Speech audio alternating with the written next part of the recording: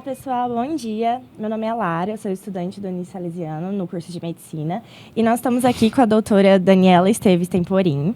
A gente vai falar sobre doenças autoinflamatórias. Mas antes disso, a gente queria apresentar a doutora. Oi, doutora. Oi. Muito obrigada pela participação.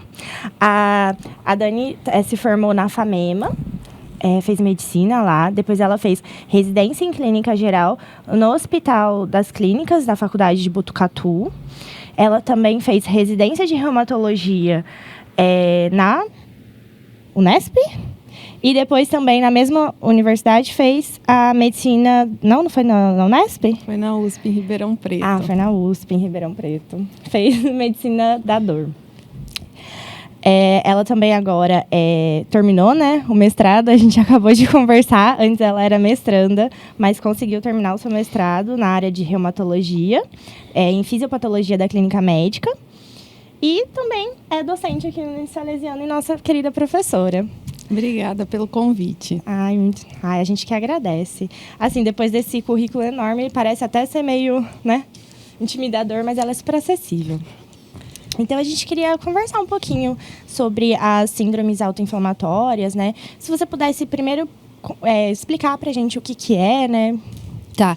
Então, a gente tem muito pavor, né, da imunologia, porque parece que é uma sopa de letrinha com um monte de células, mas quando a gente vai estudar a parte da reumatologia, a gente tem um cuidado, né, um contato muito próximo com a parte da imunologia, porque a parte da reumatologia, a gente trabalha principalmente com doenças autoimunes. Então, antes da gente falar das doenças autoinflamatórias, é importante a gente diferenciar o que é uma doença autoimune e o que é uma doença autoinflamatória. Quando eu falo de uma doença autoimune, eu estou falando de uma ativação daquele sistema imune adaptativo. Eu vou ter uma ativação dos linfócitos T, dos linfócitos B, eu vou produzir autoanticorpos e quando eu tenho uma doença autoimune, essas células elas vão atracar o nosso próprio corpo. Ela acaba reconhecendo o que é próprio nosso como um autoantígeno. E eu tenho aquelas manifestações que a gente conhece das doenças autoimunes, que é a artrite, a serosite, o paciente pode ter os sintomas sistêmicos de febre, perda ponderal. O maior protótipo de doença autoimune que a gente tem é o lúpus, né? Que a gente fala que o paciente com lúpus ele pode ter tudo. E o que são as doenças autoinflamatórias? As doenças autoinflamatórias elas vão pegar o outro pedaço.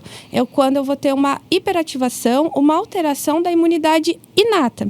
Então, esse paciente ele vai ter uma hiperativação dos neutrófilos, dos monócitos, dos macrófagos e eu não vou ter a produção de autoanticorpos. Então, essa é a principal diferença. Autoimune é a parte adaptativa, eu vou ter autoanticorpos, são linfócitos B, linfócitos T específicos e as síndromes autoinflamatórias, que é o que a gente vai falar aqui, eu estou falando da imunidade inata. Estou falando de neutrófilos, monócitos e macrófagos. Tá. E, assim, a gente entende que essas doenças são consideradas enigmas diagnósticos. Por que isso? A primeira coisa é que essas doenças autoinflamatórias, elas são doenças raras. Então, não é uma coisa que eu vou ver no meu cotidiano, um paciente com uma febre familiar do Mediterrâneo, por exemplo, ou aquela atrapes, a CAPS, que a gente vai falar aqui. Então, por ser doenças raras, não é uma doença que eu vou pensar corriqueiramente no meu diagnóstico. Se eu pego um paciente que ele tem febre, artralgia, manifestações cutâneas, eu vou pensar em coisas mais óbvias. Será que ele está com uma infecção? Será que ele tem uma neoplasia? Será que ele tem uma doença autoimune? Então, por não ser uma coisa do nosso dia a dia e por ser doenças raras, não é uma coisa que eu vou pensar sempre. E quando eu tenho essa hipótese diagnóstica, acaba sendo um processo trabalhoso a gente fazer a investigação, porque primeiro eu sempre tenho que excluir o mais óbvio, né? Então, eu tenho que excluir, será que esse paciente não tem câncer? Será que esse paciente não tem um processo infeccioso crônico? Será que esse paciente não tem uma doença autoimune? E depois que eu excluir tudo que for mais óbvio, para eu ter uma confirmação diagnóstica, eu preciso de um painel genético desse paciente. Eu preciso solicitar para ver se esse paciente tem alguma mutação genética específica, porque daí a minha terapia vai ser uma terapia-alvo específica. Então, por que é tão difícil? Porque não é raro e porque para eu chegar na definição diagnóstica é um processo trabalhoso. Então, pacientes com essas patologias vão ser pacientes que vão ser acompanhados em grandes centros, em hospitais terciários, aqueles serviços ultra especializados. Existe algum sinal de alerta que faz a gente suspeitar dessas síndromes em adulto, em crianças? Então, como a gente está falando da resposta imuninata, né? Eu estou falando de secreção de interleucina 1, interleucina 6, TNF-alfa, interferon. E quando a gente vê essa parte, o que é mais marcante é a febre. Então, esses pacientes, eles vão ter febre, e essas febres, elas podem ser periódicas. Então, o paciente, ele pode ter ataques de febre a cada, por exemplo, 28 dias, a cada 4, 2 semanas. E é aquela febre que seria uma febre estéril, não tem um processo infeccioso que justifique essa febre. Porque quando eu penso em uma pessoa com febre, eu vou pensar, tá com pneumonia, tá com uma pielonefrite. Aqui não, é um paciente que ele tem essa febre, e é uma febre periódica, sem ter um processo infeccioso que seja capaz de justificar essa febre.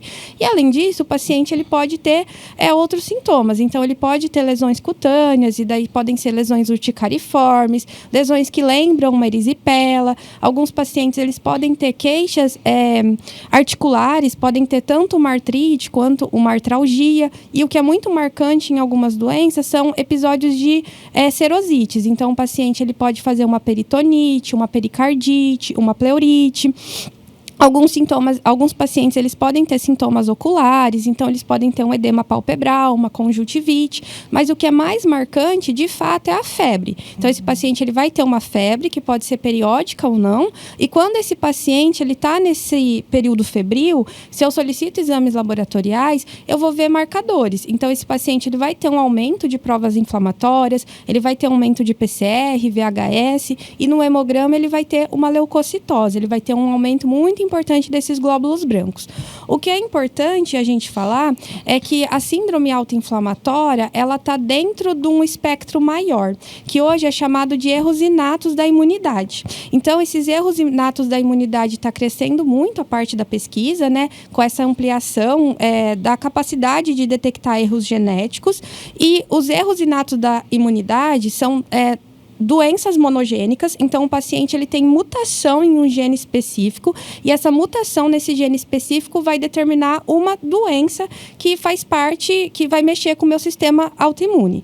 E dentro desses erros inatos da imunidade, eu vou ter as doenças autoinflamatórias, tá? E assim, como a doutora falou, que às vezes começa com uma febre, né? Uma febre que vem de tempos em tempos. E eu acho que isso dificulta muito o diagnóstico, porque hoje em dia a medicina ela é momentânea, né? O paciente chega com uma febre, a gente vai pesquisar uma inflamação, uma infecção, né? Vai pesquisar garganta, vai pesquisar alguma coisa. Então, acho que isso realmente, né, vai dificultar muito o diagnóstico, porque eu vou precisar voltar na história desse paciente meses até, para eu ver todos os sintomas e colocar na mesma caixa, né? Acabam sendo doenças que são muito mais vistas na parte da pediatria, porque o paciente, normalmente, ele tem esses sintomas dentro da primeira e da segunda década de vida. Então, é muito comum o pediatra pedir para a mãe, para o responsável, fazer um diário da febre, para falar, né, com que frequência ele tem essa febre, se tem algum gatilho que foi identificado, quanto tempo durou essa febre, se fez alguma medicação, porque colher essa história realmente é complicada, né, porque os dados acabam sendo muito imprecisos, a gente não lembra das coisas. Então, fazer esse diário da febre, que acaba sendo uma prática do pediatra, que faz investigação, que tem contato com essas doenças, pode ser uma coisa que ajuda. Legal. É muito prevalente isso hoje em dia? Não, são doenças muito raras.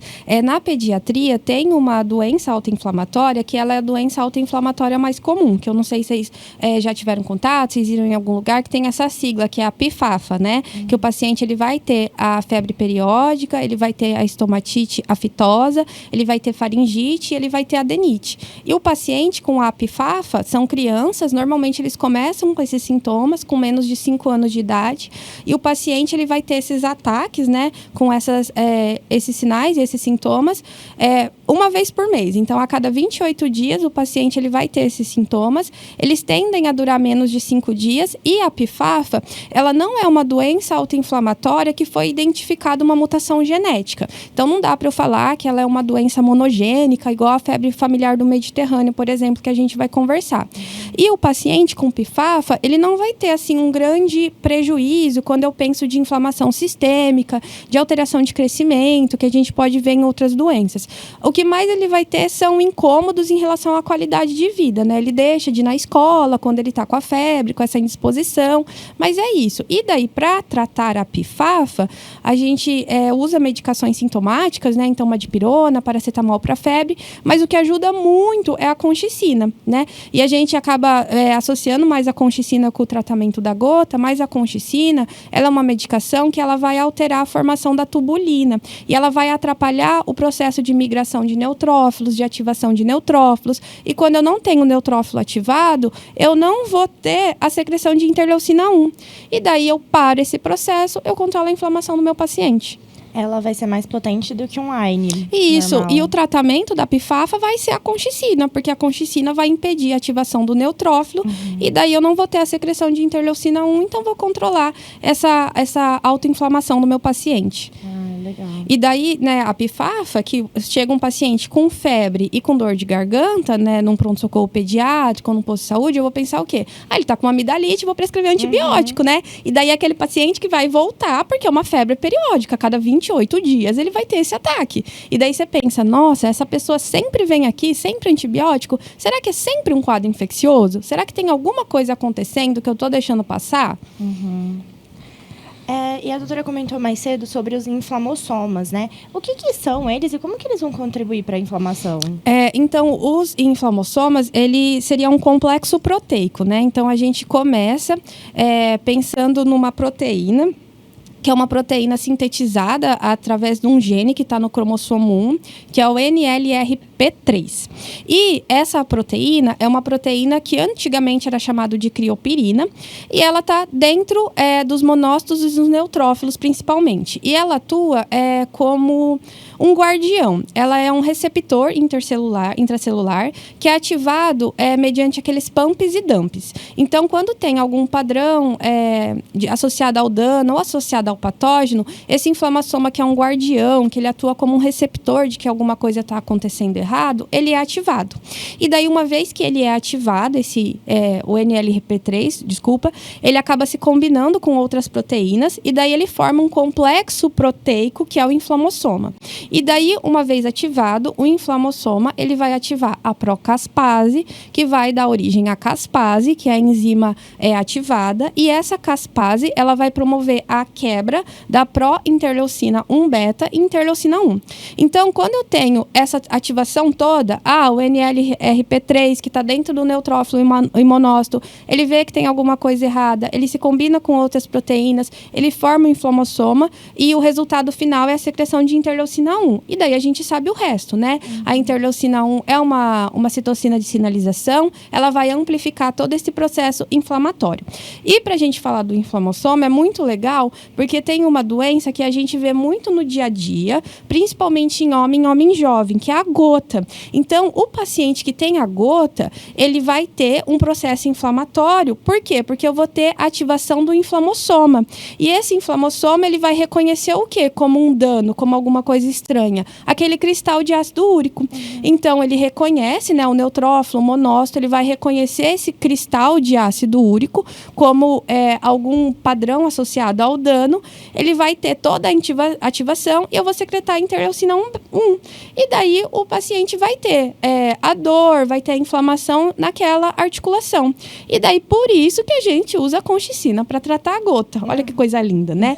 E daí o paciente que tem aquela gota refratária, aquela gota que é difícil o tratamento, ou durante uma crise aguda de gota e o paciente não pode usar outras medicações que a gente tem disponíveis, tem uma medicação que chama anakinra, que ele é um inibidor da interleucina 1. Então, eu tenho um imunobiológico, né? Eu tenho uma terapia-alvo específica que vai lá impedir a ligação dessa interleucina 1 ao receptor, e daí eu vou tratar a crise. Olha que lindo. Então, eu tenho um tratamento-alvo específico para uma doença que é uma coisa do dia a dia, que é a gota. Mas esse imunobiológico é caro também. Lógico, né? Toda terapia que é alvo específico é caro. Entendi. Tem um passo a passo para você chegar ao diagnóstico, principalmente dessas mais prevalentes?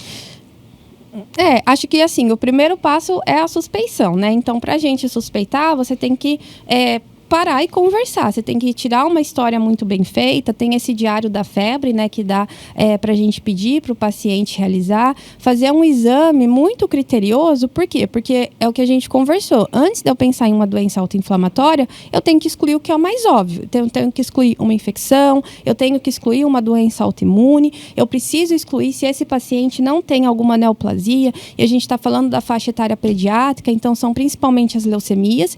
Então, depois que eu fiz todo esse processo de excluir o que é mais óbvio, para eu prosseguir com a minha investigação, eu vou precisar fazer a pesquisa de mutações. E daí eu vou precisar de um painel genético, vou precisar de um sequenciamento de exoma para ver se eu encontro as mutações específicas. E acho que assim, eu não lembro qual professor falou pra gente que pra gente suspeitar, a gente tem que conhecer, né? Então, assim, por que a gente tá falando de uma doença tão rara, né? De uma síndrome tão rara? Mas é isso, né? Eventualmente a gente pode chegar a ver um paciente desse tipo. Então, é interessante a gente pelo menos saber que existe para suspeitar, né, futuramente. E assim, Dani, você também comentou sobre como essas doenças, elas têm sintomas muito parecidos com outras, né? Como, por exemplo, síndromes de infecções ou malignidades, neoplasia, né? Como que você faria, assim, para diferenciar? Tem alguma coisa muito específica ou são todos sintomas inespecíficos? Acaba sendo sintomas muito inespecíficos, né? Existe dentro desses erros inatos da imunidade, que eu falei para vocês, que é esse tema guarda-chuva, onde está abrigada essas doenças autoinflamatórias, uma doença que é chamada de imunodeficiência comum primária. E daí esse paciente que tem essa imunodeficiência é um paciente que ele não consegue produzir autoanticorpos. E ele tenta compensar de alguma forma essa incapacidade de produzir autoanticorpos e ele produz algumas glicoproteínas. E daí o que acontece? Esse paciente não tem autoanticorpos, então ele não vai ter imunoglobulina do IgG, IgM, IgA. Então é um paciente que ele é mais suscetível à infecção.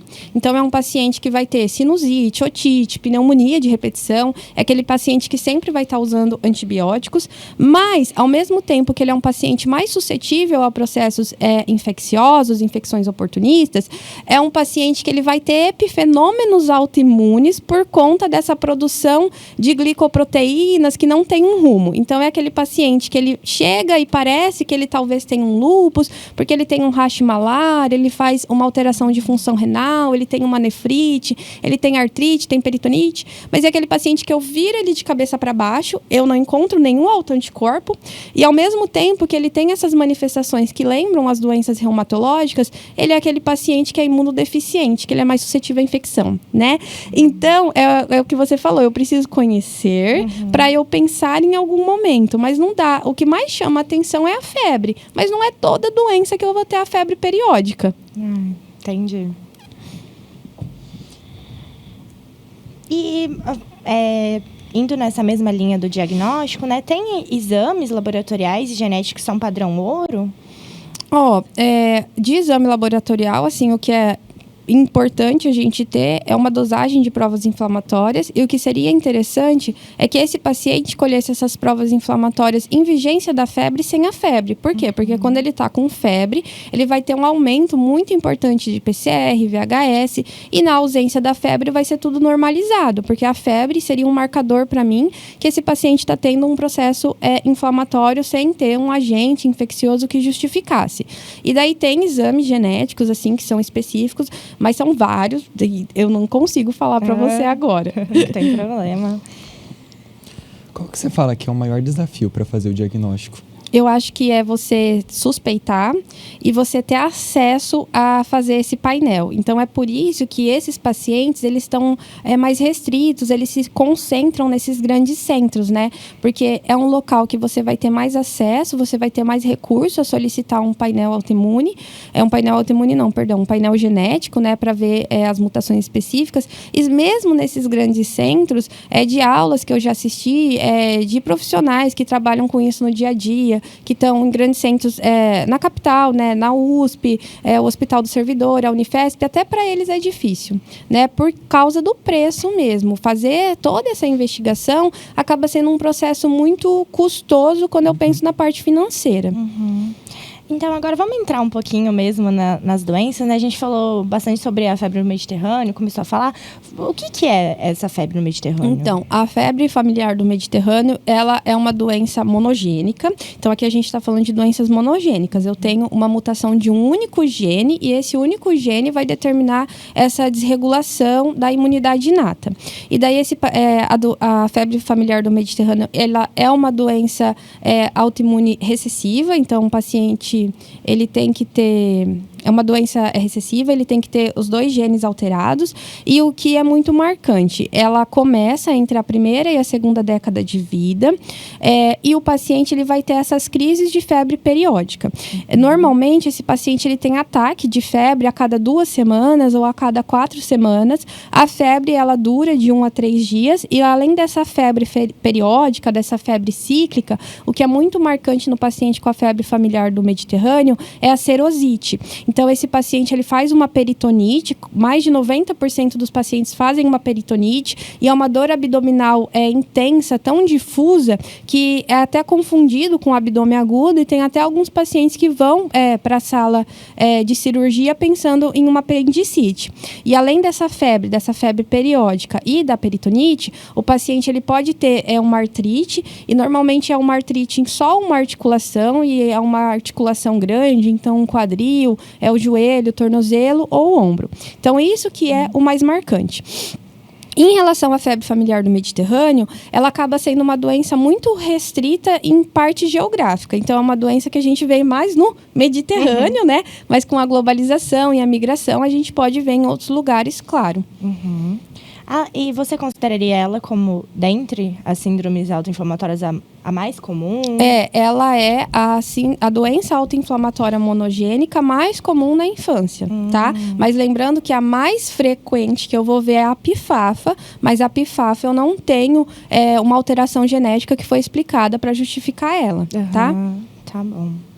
Então, é isso que o reumatologista e o pediatra, eles têm que ter uma relação boa ali, né? Nessa infância. Para trabalhar em conjunto. Porque a maioria das doenças, elas acabam surgindo entre a primeira e a segunda década de vida, né? E é o que, às vezes, acaba deixando passar, esse diagnóstico, ele não acaba sendo suspeitado, então o paciente, ele acaba tendo esse diagnóstico já na idade adulta. Se a gente falar especificamente dentro do guarda-chuva, né, desses erros inatos da imunidade, que é aquele paciente que ele pode ter as imunodeficiências e os fenômenos autoimunes com essas infecções de repetição, às vezes ele não tem uma mutação tão importante e esse diagnóstico acaba ficando para o reumatologista ou para o imunologista de fazer essa suspeição. Então, também acontece do diagnóstico não ser feito na infância. Porque, de novo, a gente está falando de doença rara, então eu não vou pensar nisso, eu vou pensar no que é mais óbvio, no que é mais frequente. Certo. Se não for encontrada essa mutação,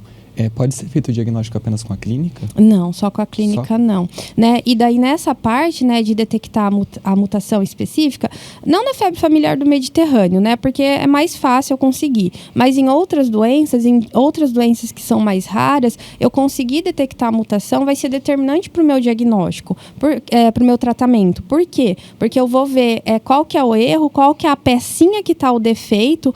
Está sintetizando muita interleucina 1, então eu vou usar aquelas medicações, os imunobiológicos que vão inibir a interleucina 1. O defeito está no TNF-alfa, esse receptor ele está hiperativado, eu tenho um aumento da secreção de TNF-alfa, então eu vou usar um imunobiológico que ele vai lá e vai impedir essa produção, ou vai impedir a ligação do receptor. Então, eu conseguir entender qual que é o mecanismo, qual que é a mutação é importante, porque eu vou tentar proporcionar para o meu paciente um tratamento-alvo específico. Entendi. E além da febre familiar do Mediterrâneo, qual outras que você acha importantes que um clínico, né, saiba? Tem as outras que são mais comuns, né? Assim, saber, você não precisa conhecer toda a fisiopatologia, né? A gente está conversando mais aqui porque a gente é curioso, né? Mas tem a TRAPS, né, que é a febre periódica associada ao TNF-alfa, que daí, nesse caso, também é uma doença monogênica, mas ela já é uma doença que ela é autossômica dominante. Então, se tem uma história familiar, né, a chance desse paciente ter a doença é muito mais óbvia, né, mais importante. E daí, esse paciente, ou ele vai ter uma hiperativação do receptor do TNF, e é uma ativação do receptor sem eu ter a ligação da substância, ou é um receptor que ele é ativado com menor quantidade do TNF. E daí a gente sabe, de novo, que o TNF é uma citocina, ela é uma substância de sinalização que vai perpetuar, vai ajudar a gente com esse processo inflamatório. E daí esse paciente, ele também vai ter uma febre periódica, né? E essa febre, ela dura de 5 a 7 dias, mas ele tem menos ataques quando comparado com a febre familiar do Mediterrâneo. Esse paciente, ele pode ter de 2 a 6 ataques por ano. Então, não é uma coisa tão frequente, né, igual na febre familiar do Mediterrâneo. E daí ele vai ter o quê? Ele vai ter a febre, igual a gente está falando, mas ele também pode ter a peritonite e ele também pode ter lesões cutâneas, e daí essas lesões, elas lembram muito uma erisipela, são lesões dolorosas. Ele também pode ter mialgia, e o que é muito marcante é a conjuntivite, e ele pode ter um edema periorbital. E aqui eu estou falando que esse paciente, ele vai ter uma alteração do receptor do TNF. Então, o meu tratamento vai ser um tratamento alvo específico, e eu vou usar uma medicação que chama etanercept, que vai atuar nessa via de sinalização.